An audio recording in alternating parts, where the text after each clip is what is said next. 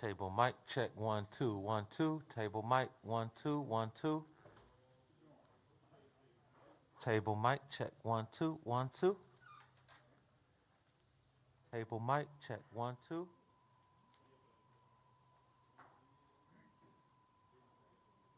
Table mic check 1 2. Table mic check 1 2.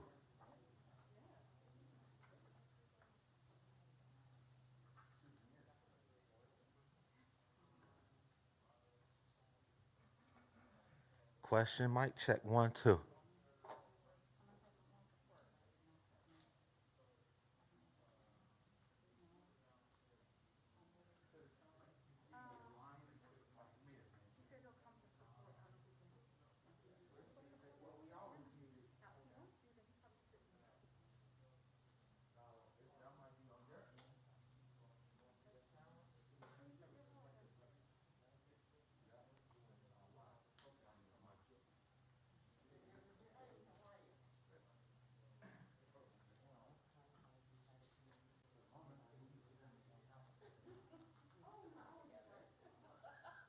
Hey, John.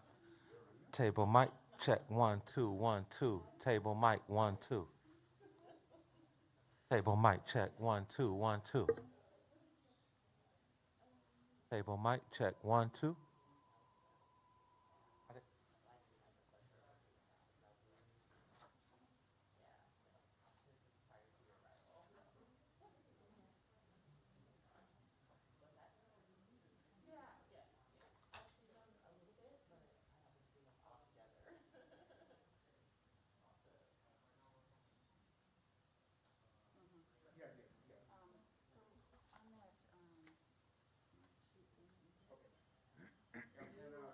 Like I don't have access to the, I just want to see how it looks, but then I'll need to get access to those questions, right? This one, clicked on the link, obviously, it was just the questions. Fill in space. Just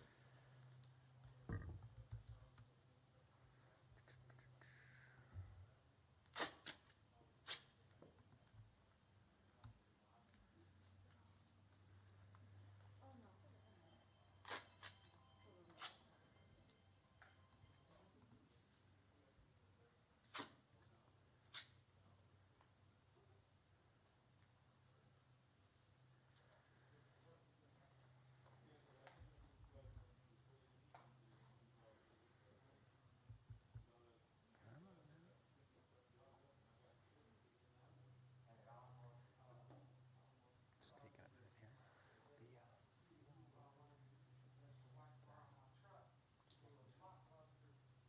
Drawing a blank on her name.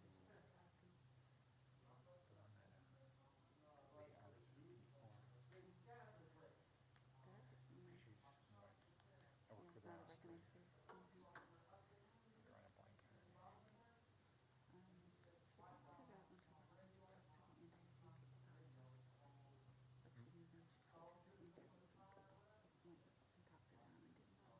Different.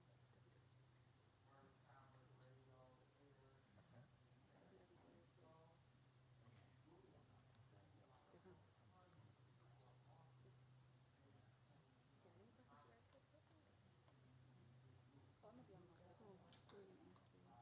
Oh, yeah, I know. Yeah, but like, Dave's not here. Is he supportive? I Oh, said, yeah. 100%. Stop. He is. And this is why we're here today. He wanted to, but.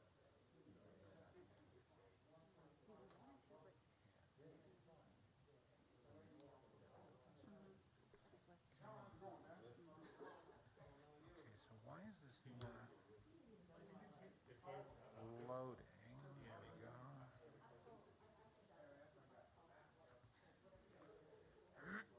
Let's see, this is. These are old questions up here. So at this point, we just got one. Somebody already put in a question? Yeah. Okay. How many residents obviously are homebound? What's the population look like? Well, Okay.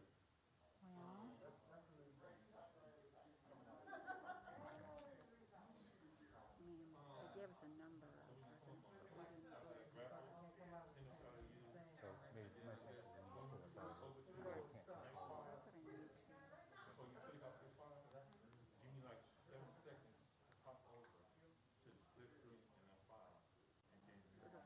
To him then? I'm just saying, so I only need three. So as soon as you start talking, what's your key for the first slide? Correct. So soon as you say I'm not gonna approve you, I'll put that up there in the split screen with you and that screen. Okay? Okay. Okay, so how far into the doctor before? Good, how are you? Okay, so You probably don't remember me, Marcel. Okay. Oh, nothing much. Just working with the media department. now, that being said, come off the split I'm a screen. drone pilot to start the fall. Since we went out there, I'm not gonna keep them split. How was that test? How was that test? Still at 7. Huh? Good. It's good? Yeah. I got an 88. 88 on the 7.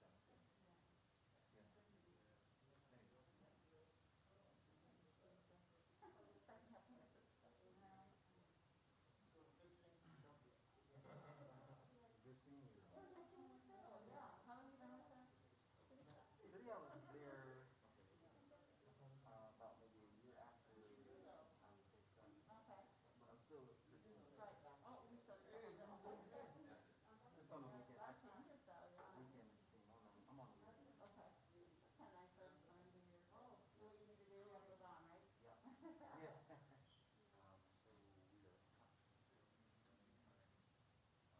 So we are.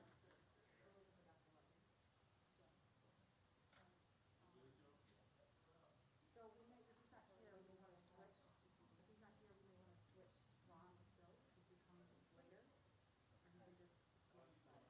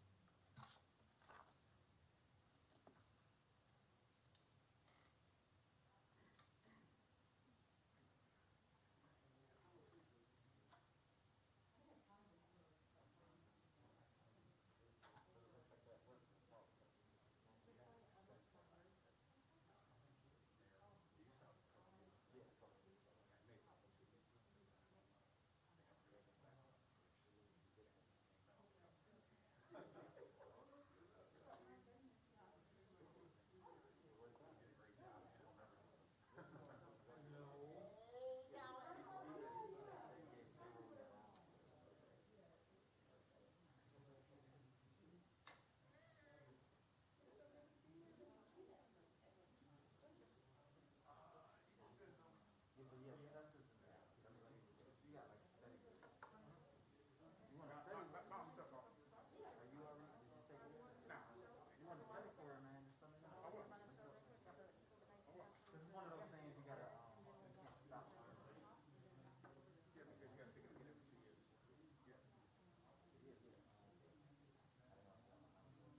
Yes,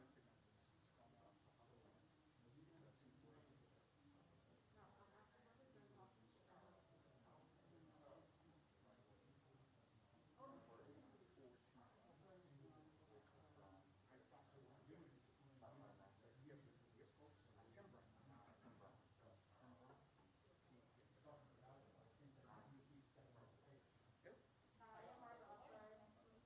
Yep. Joining us today. So we're gonna quickly run a show. Denise will be starting. Oh. Introduction of my business. We're gonna talk to Dr. Taylor, who's all really our step-by-step process Put the man on. of the public homebound work. So Dr. Taylor will talk to you, and she's gonna talk about Dr. Taylor, and then she will really back. So you can speak, and then when we're finished, we'll just talk about any other questions that I can answer, or somebody else can answer? You guys good? All right, great. Well, thank you very much. Ready?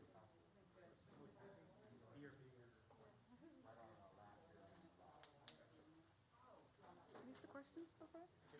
Yes, absolutely.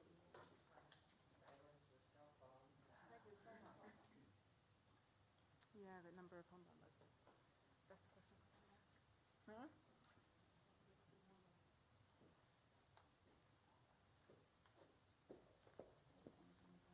Yeah, I'm really eager to do that with you.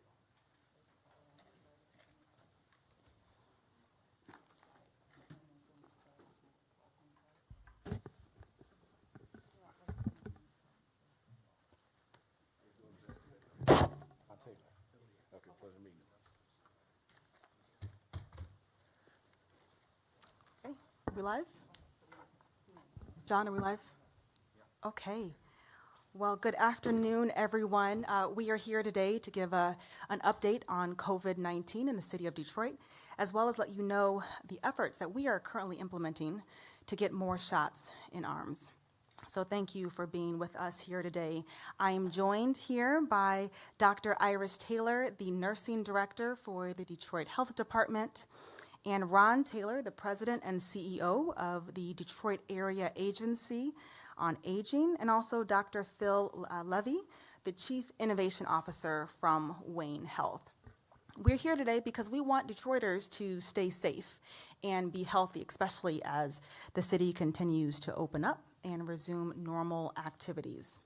In fact, all of our numbers are trending in the right direction. As you can see, the city of Detroit, we're now at 3.5% for percent positivity, as well as our hospitalizations. Over the last 30 days, hospitalizations have decreased by quite a lot, from 311 down to, on average, around 100. And so we are really pleased on the numbers that we are seeing. And that's because many of you have decided to take this pandemic and continue to take this pandemic seriously. You are still wearing your masks if you are unvaccinated. You're practicing social distancing, you're avoiding crowded areas, and you've also received your vaccination. So thank you to all Detroiters who are continuing to do their part. Now, our vaccination rate is currently at 35.8%, and we've got to do better. We are nowhere near where we want to be at community immunity at 70%. So we do have a long way to go, and it is so important that everyone strongly considers getting vaccinated, not only for themselves, but for their family, for their friends, and for our community.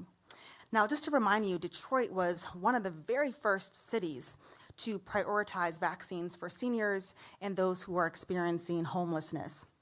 We have also made accommodations for people who have disabilities to also get vaccinated at all of our locations. Since then, we've continued to be innovative with door canvassing, offering $2 rides, offering the Good Neighbor program, which incentivizes people to bring Detroiters to any one of our vaccination sites. We've also offered an abundance of sites throughout the city. We have walk-ups and drive-through. We have extended hours on Saturdays, on the weekend. We have pop-ups. I mean, we are doing so much for the city of Detroit. And we even have a health department mobile unit that's on the road at all of the events throughout the summer. So you will see the big green mobile unit, and we will be out there putting shots in arms. So today, we are announcing a new strategy to get more shots in arms, and that is our homebound vaccination. We know that there are Detroiters who are sick and shut in. These are Detroiters who are unable to come to any one of our vaccination sites. And they were the only significant population that did not have easy access to our vaccines. And so starting today, Detroiters who are homebound will be contacted by our teams to set up an appointment. When nurses arrive at their home, they will be vaccinated, and also anyone in their household will also get the vaccine if they would like. We have over 150 teams that will be going out to all of our homebound Detroiters. They will be in uniform, and they will have a picture ID for safety purposes. And we are planning to, again, launch today, and we will be completed, hopefully, by the end of November or December. Again, this is a collective effort. We could not do any of this without our partners that are here with us today, and I want to recognize them for their level of support. I mean, it's really been amazing working with them. The Michigan Department of Health and Human Services for giving us the data that we need to go out into the community. The Detroit Area Agency on Aging, the Maternal Infant Health Program providers, and Wayne Health. Each of these organizations are passionate about making sure Detroiters who want to get vaccinated can get vaccinated, and their partnership will definitely help us be more efficient. And so with that, I'm going to turn it over to Dr. Iris Taylor, who has been leading this effort both day and night, making sure that this program is launched successfully. And so I will turn it over to Dr. Taylor. Thank you, Denise. Part of our strategy is to ensure that no one gets left behind.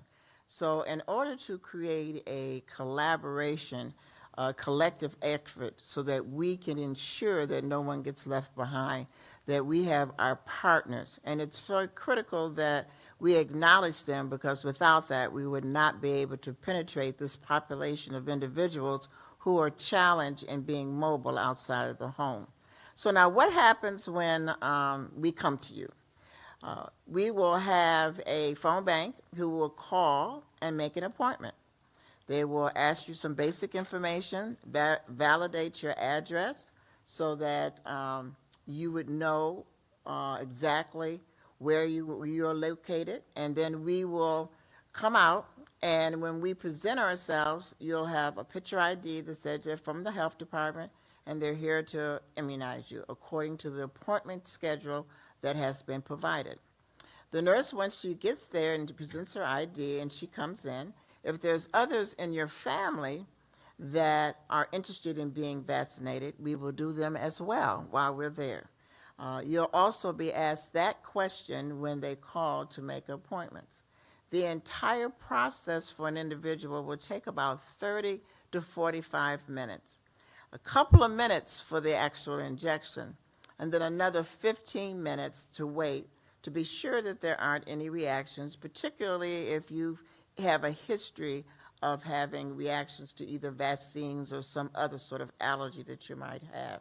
So we're going to see to it that you are safe. So again, while we don't want to leave anyone behind, we want to be sure that we provide access, equitable access across the city. And as we do this, for those who are challenged mobily outside of the home, we also want to be sure that you're safe. So we will wear our mask, and we will be safe as we come to you individually. And again, I say to you that this could not happen if we did not have a team of people who are equally passionate about the city of Detroit, and it's the well-being of the citizens to be participants with us in this process. So I'd like to introduce Ron Taylor, who is the president and CEO of the Detroit Area on Aging, Agency on Aging, DAAA as we finally call them. Ron? Thank you so much, Dr. Taylor. And we at the Detroit Area Agency on Aging, we are just extremely pleased to be a part of this city-led initiative in regards to getting vaccinations to our homebound individuals, and then also to individuals that may be disabled. This really allows us to scale up our energies, our efforts, and then also our resources to make certain that we are serving those individuals that are most vulnerable in our community. So I just want to applaud the city of Detroit and also the state of Michigan and our other stakeholders and partners for being progressive and being proactive and making certain that we can get a shot in the arm to those individuals that lack the mobility and also the access to services. So we at Detroit Area Agency on Aging, also known as DAAA, are extremely pleased to be part of this initiative, and we look forward to serving you. Dr. Taylor? Thank you, Ron. Also critical in our partnership is Wayne Health. And we have with us today Dr. Phillip Levy, who is the Chief Innovation Officer of Wayne Health. Thank you, Dr. Taylor and Denise, for inviting Wayne Health to be part of this monumentous effort. There are tens of thousands of people in this city, perhaps the most vulnerable members of our community, who can't get out of their house to go to one of our vaccination sites, be it a mobile health site that Wayne Health runs, or the many opportunities to get vaccinated through the efforts of the city of Detroit. And we need to do everything we can to reach these folks. And I think the way you, Dr. Taylor, and Denise have brought together this coalition of 150 partners, all of whom care immensely and deeply about the citizens of Detroit in this effort, which is going to be huge. It's a big undertaking. It's 30 to 45 minutes per person, and we're going to thousands upon thousands of homes. But I can say on behalf of Wayne State, we're not going to stop until every person who wants to get vaccinated is vaccinated. And we look forward to having the opportunity, to the invitation to come into the homes of the citizens of Detroit and deliver healthcare services and be there to let you know the community really does care every every second, every day about you and making sure you can be healthy and well. So again, Wayne Health is just delighted to be part of this. I wish we didn't have to do this at all because everyone was vaccinated, but you know what? We got to continue the effort, and we're going to keep striving. So thank you for including Wayne Health, and thank you for the incredible effort that the city has undertaken to make sure that all of the citizens of Detroit can get vaccinated. Thank you, and with that, we'll take any questions you have. Hi, thank you for the opportunity. It's good to be with you. I have a few kind of odds and ends, and Denise, I'll start with you. When you mentioned 35.8%, obviously 70 is the target. In an overarching sense, why do you think there's still a lot of hesitancy out there? You know, I'm not sure why there's still hesitancy. We have, I believe, in the city, done an incredible job of offering both education as well as accessibility to many sites all across the city of Detroit. Now it's up to the residents to make the decision. There may be people that are on the fence, and that's okay. We're going to respect their decision. But at the end of the day, this is a personal choice, and I hope they make the right one. I'm told TCF is still operational, likely will be throughout the summer. I don't know if you have an idea, not to put you to the test, of how many people are coming through there a day now, but I'm asking too, is this more the model, what you're announcing today, as opposed to, obviously you're going to keep both, but the mass vaccination location, I'm not going to say has it played out, but in a way, has it played out? So this is still very much top of mind for the mayor. This is his approach to ensuring equitable access to everyone in the city of Detroit. Our efforts are not going to decrease. They are going to be enhanced by this homebound vaccination approach. I think we are definitely headed in the right direction. We have a long way to go, but we will continue to maintain our sites for a really long time. Do we know how many are coming through TCF on a daily basis, roughly? I don't have those numbers in front of me, but we can get those for you. All right. A couple other ones I had. When we talk 35.8% vaccinated in the city, do we have a rough idea, meaning are those, 50 and over, better than that on a percentage basis? Or what's the breakdown, if we have a rough idea? Or what areas of the population are we lacking, if you will, in terms of getting vaccines? So we have, I believe, done an incredible job of getting the word out there and making sure that we are meeting people where they are. All of the data that you're asking is available on our dashboard. And if it's not there, you can let us know and we can get that information for you. Thank you. Lastly, I don't know if Mr. Taylor would be appropriate or anybody, but I'm just curious the challenge on identifying people homebound and how we branch out and reach out to them and get to the right doorsteps and if you can kind of paraphrase how, to a layperson, the challenge, a big a challenge that is. Yeah, I believe Dr. Taylor may be able to address that a little bit better. But from some of the issues in which we've seen has been just kind of the duplication of numbers and ensuring that we scrub the information to the best of our abilities. But I do know that the city of Detroit, in collaboration with the state of Michigan, they have identified a number of, we've estimated that there's probably about 40,000 individuals in the community that may be homebound or in need of services. And based upon their collective efforts, they've been able to kind of clean that information up and identify those individuals that are still in need of vaccinations. Any follow-up with that, or you? Yes, actually, yes, the state of Michigan has provided us with the initial list. And to that list, if anyone calls in or there is a referral from other community-based organizations, we will then look to be sure that that person is not already on the list. And if they aren't, we will integrate them into the list so that as we go out geographically across the city of Detroit, that we will reach out to everyone who is challenged mobily outside of the home. Thank you.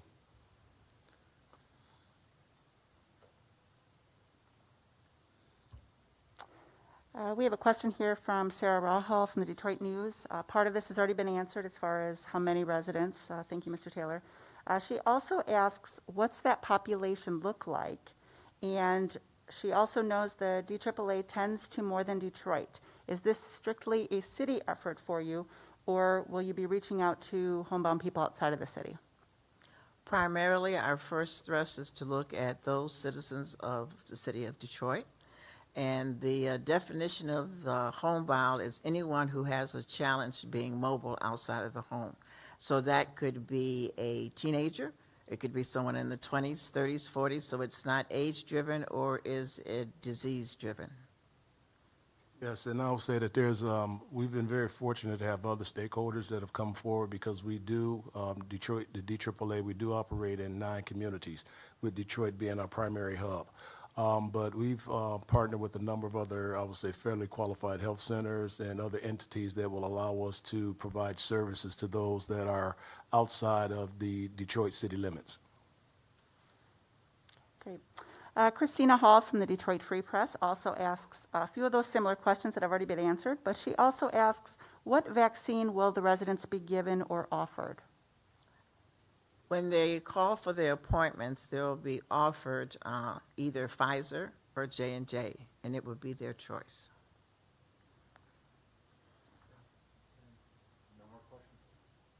Thank you.